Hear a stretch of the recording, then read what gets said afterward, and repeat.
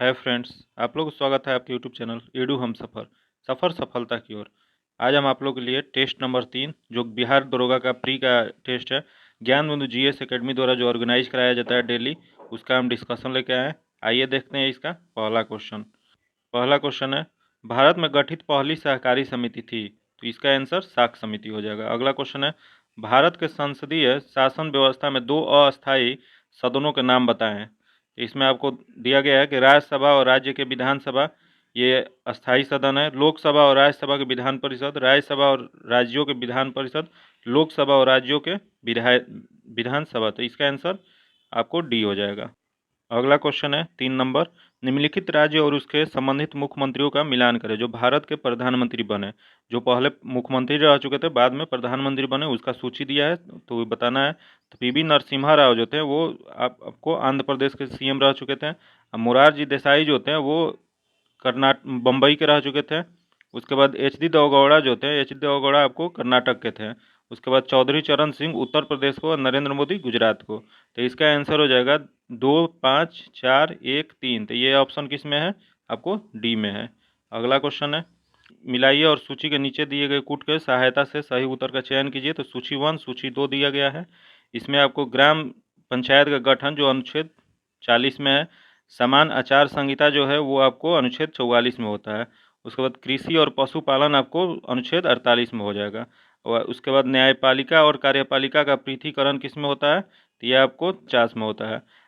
अंतर्राष्ट्रीय शांति और विकास अनुच्छेद 51 में। तो इसका आंसर आपको हो जाएगा 5, 1, 2, 3, 4। तो ये आपको बी नंबर सही हो जाएगा, इसका आंसर बी हो जाएगा।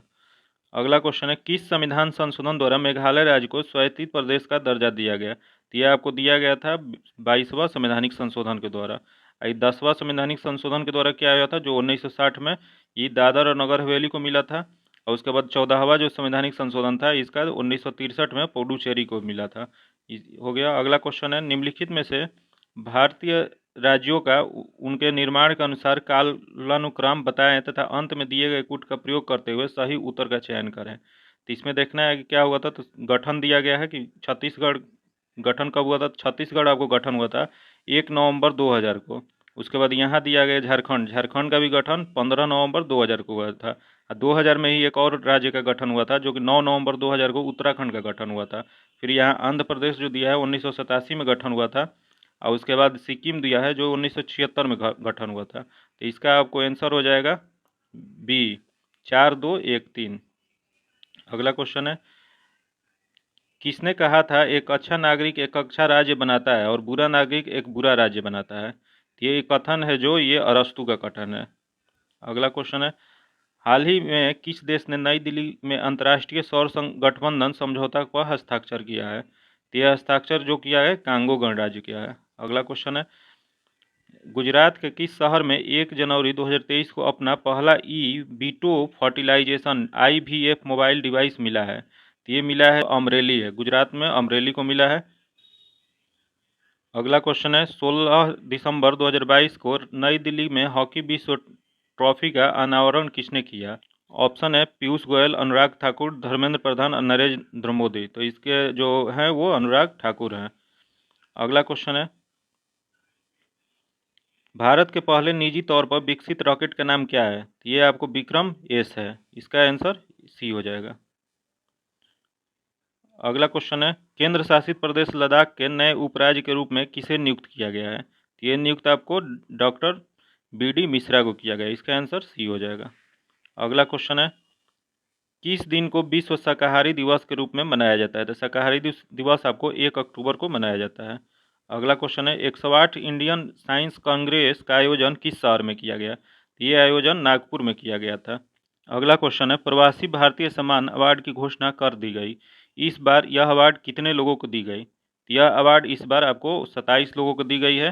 प्रवासी भारतीय दिवस कब मनाया जाता है? तो 9 जनवरी 2023 को है। इस बार यह कहाँ मनाया गया? तो यह मध्य प्रदेश में मनाया गया था। अगला क्वेश्चन है, 2023 अंतर्राष्ट्रीय IP सूचकांक में भारत किस स्थान पर है? ये जो भारत का स्थान है वो आपको 42वां स्थान है।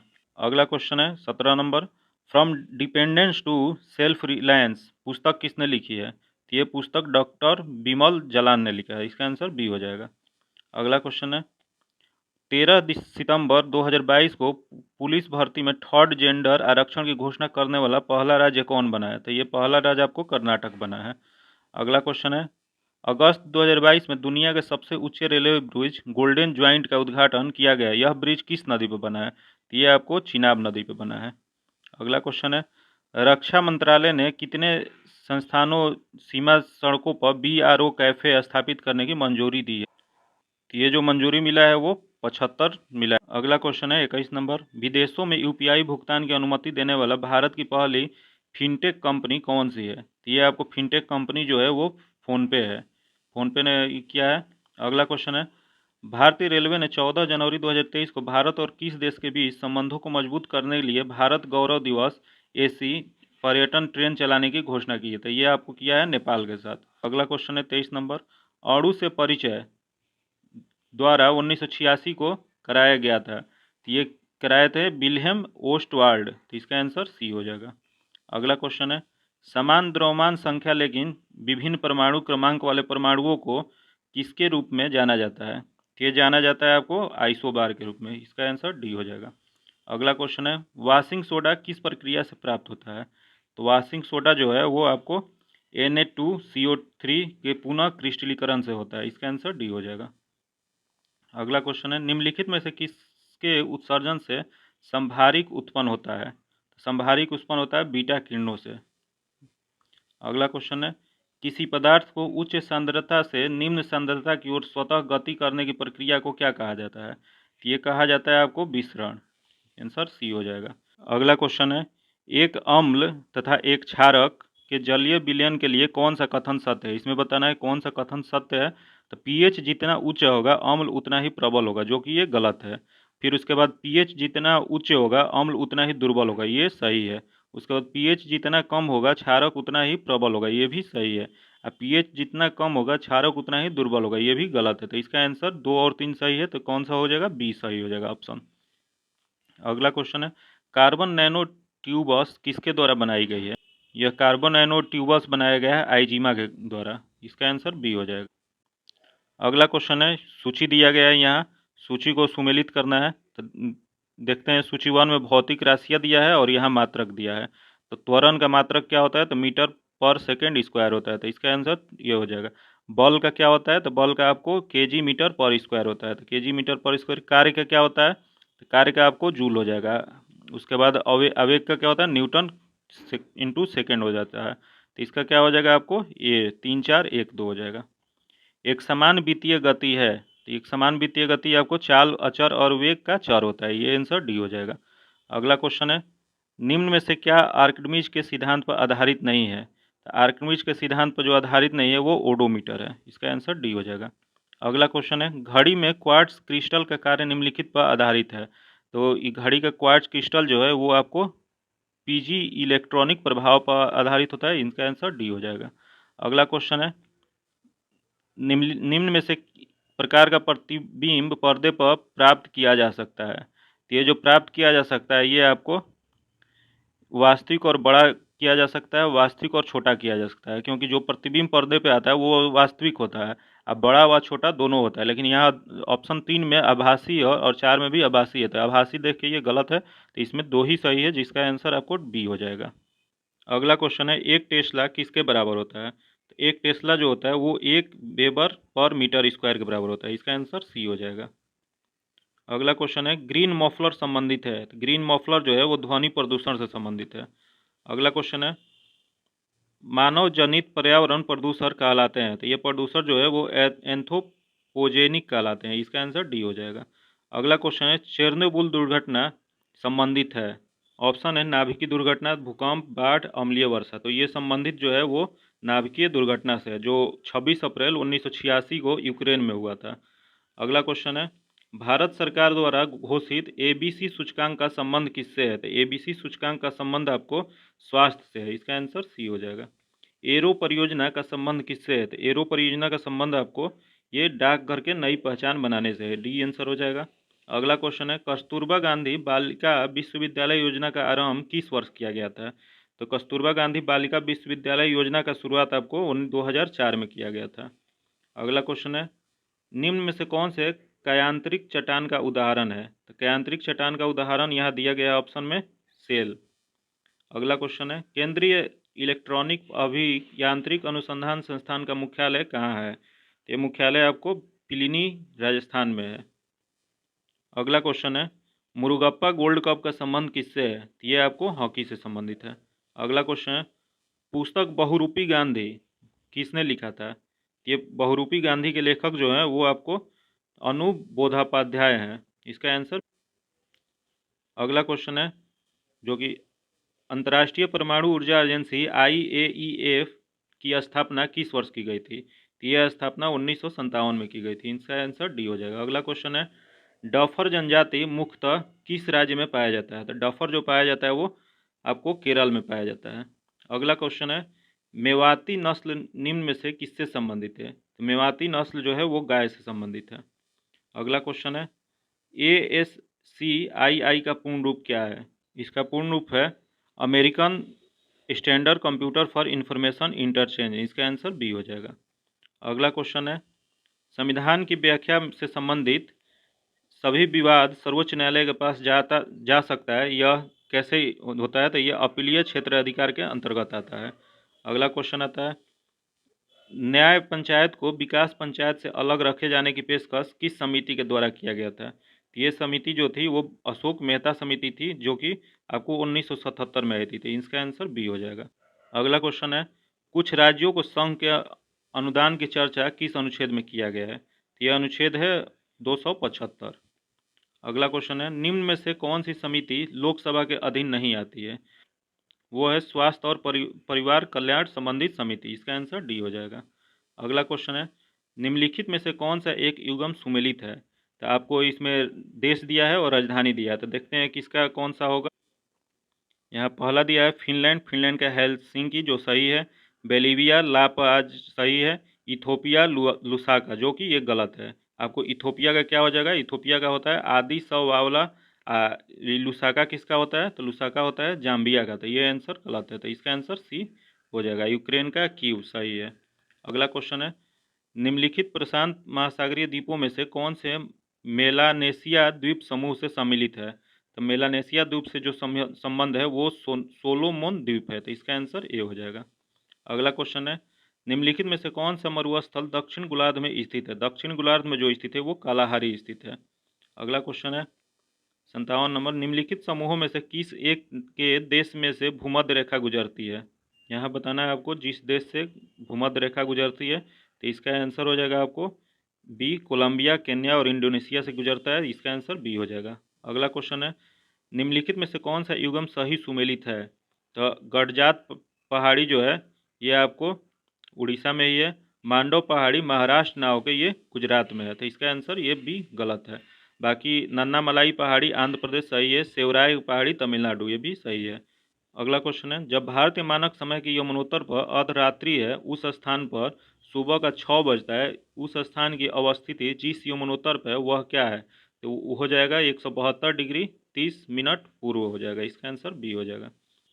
अगला क्वेश्चन है, निम्नलिखित पर्वत शिखरों में कौन सा एक भारत में अवस्थित नहीं है? तो ये जो भारत में अवस्थित नहीं है वो क्या है? गोसाई स्थान। जो गोसाई स्थान कहाँ स्थित है? तो ये आपको नेपाल में स्थित है। बाकी कामेत ये उत्तराखंड में है। त्रिशूल कहाँ है? तो उत्तराखंड में। नंदा देवी कहाँ है? उत्तराखंड में। तो ये तीनों उत्तराखंड में। बाकी ये गोसाई स्थान कहाँ है? ये नेपाल में स्थित है। अगला क्वेश्चन है, भारत के दक्कन के पठार पर बेसाल्ट निर्मित लावा शैलों का निर्माण होता है। तो ये निर्माण जो होता है वो क्रेटोसियन युग में हुआ था। इसका आंसर बी हो जाएगा। अगला क्वेश्चन है, नदियों को लंबाई के आरोही क्रम में गोदावरी, महानदी, नर्मदा और ताप्ती का सही अनुक्रम कौन सा है? ये आपको हो जाएगा गोदावरी, नर्मदा, महानदी, ताप्ती। इसका आंसर बी हो जाएगा। 62 का बी हो जाएगा। अगला क्वेश्चन है, निम्नलिखित में से कौन सा नेशनल पार्क पूर्ववर्तीय शीतोष्ण अल्पाइन कटिबंध में स्थित है? ये जो स्थित है आपको फूलों की घाटी नेशनल पार्क जो है ये उत्तराखंड में स्थित है।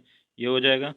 अगला क्वेश्चन है, निम्नलिखित कथनों पे कौन से लेटेराइट मिट्टियों के लिए सही नहीं है? तो ये जो सही नहीं है देखते हैं, वे आर्द्र अपाक्षिलित प्रदेशों के लिए मिट्टी है जो कि सही है। वे बहुत ही अपाक्षित मिट्टी है भी सही है। उनकी उर्वरता कम होती है जो कि सही है। उसमें चूना प्रचुर मात्रा में पाया जाता है जो कि गलत है। उसमें चूना नहीं पाया जाता है, उसमें आयरन और एल्युमिनियम ऑक्साइड पाया जाता है। तो इसका आंसर डी हो जाएगा।